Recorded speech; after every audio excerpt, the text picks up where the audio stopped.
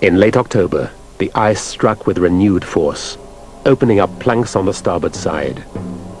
Water flooded the hold. All hands manned the pumps for 3 days and nights. Sounds struck Frank Hurley. The ship groans and quivers, windows splinter, while the deck timbers gape and twist. Amid these profound and overwhelming forces, we are the absolute embodiment of helpless futility.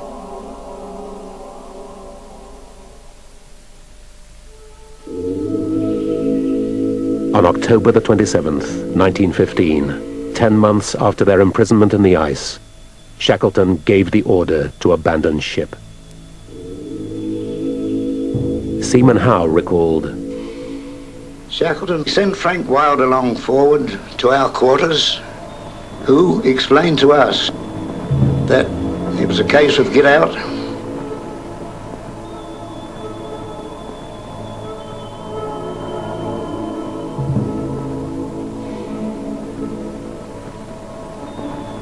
Previously, Sir Ernest had probably seen the red light, and sledges were packed with as much stores as possible. It was especially unexpected and unwelcome for the ship's crew.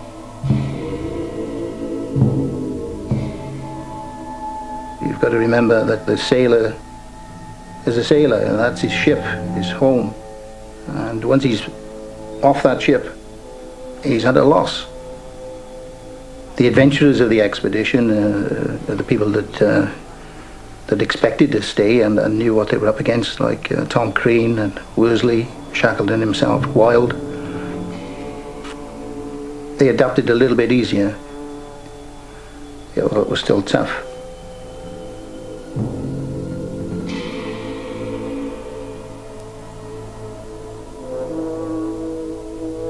They'd been reduced to a fraction of their original provisions, and 3 of the ship's 4 lifeboats.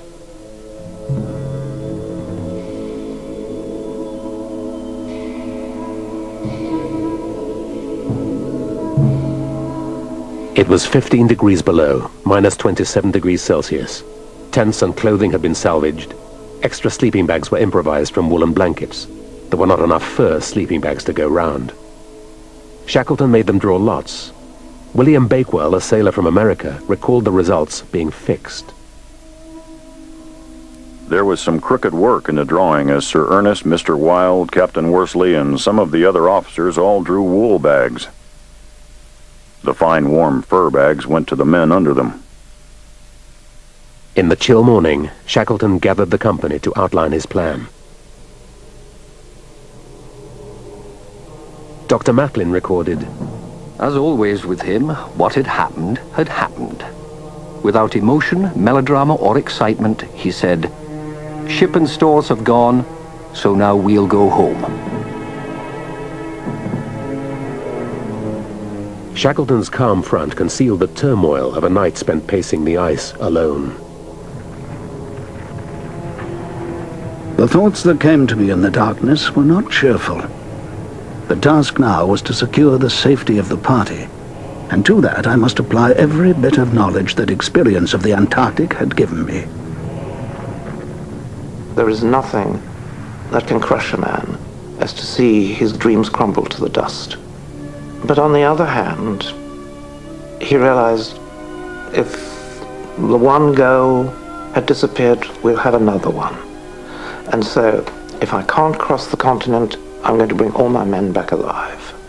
Because you mustn't forget that polar exploration was littered with dead bodies.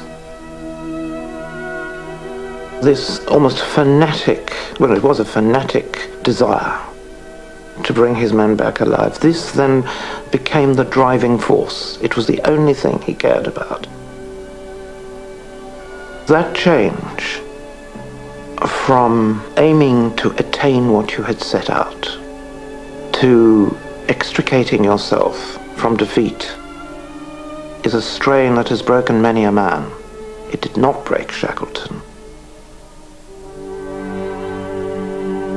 Shackleton's first impulse was to march to the nearest land, nearly 400 miles to the west. The men were allowed 2 pounds of personal possessions each. with few exceptions. Hussey was allowed to keep his banjo, which Shackleton called vital mental medicine. But there could be no extra mouths to feed. On Shackleton's orders, 3 puppies and Mrs. Chippy were shot.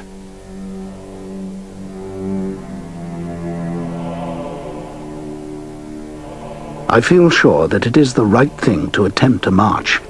If we can make 5 or 7 miles a day, our chance of reaching safety will be greatly increased. It will be much better for the men to feel they are on their way to land than to sit down and wait. But after 3 days of hard slog, they were still within sight of the ship. The march to land had proved futile. Now they could only watch and wait.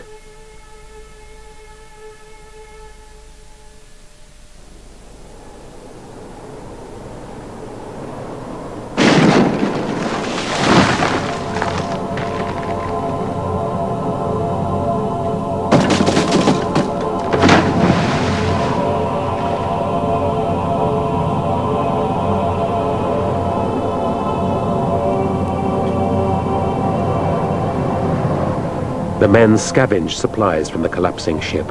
They scoured her broken deck, retrieving what they could, and hauled it back to camp.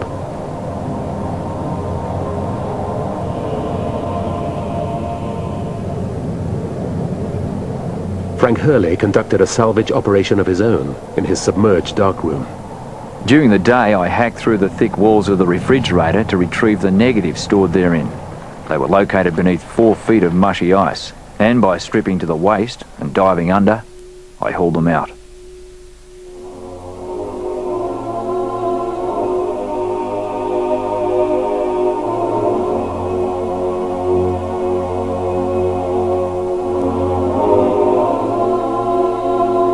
Together, he and Shackleton selected 120 negatives and sealed them in tin canisters. Shackleton made Hurley destroy the remaining 400, lest the photographer was tempted to recover them later. Hurley kept only a pocket camera and 3 rolls of film. On November the 21st, crushed, the Endurance sank beneath the ice forever.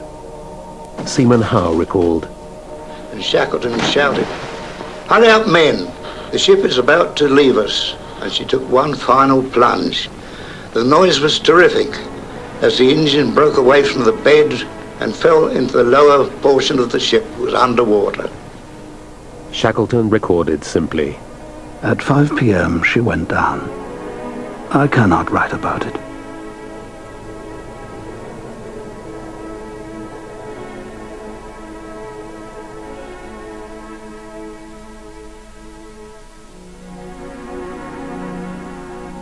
The disappearance of the ship struck the sailors hardest. Once the ship had gone, so my grandfather, I know, felt not at ease on the ice. It was a new thing. I mean, he'd seen snow as a kid, but never set foot on an iceberg like that. So it was a new ball game, so to speak. In their minds was, like any human being, I think, are we going to get out alive?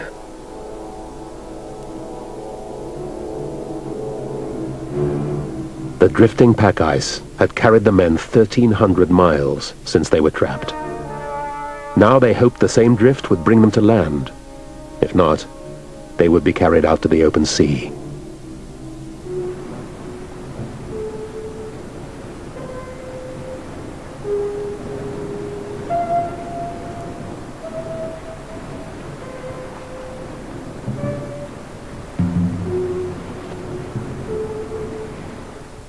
Hurley summed up their predicament.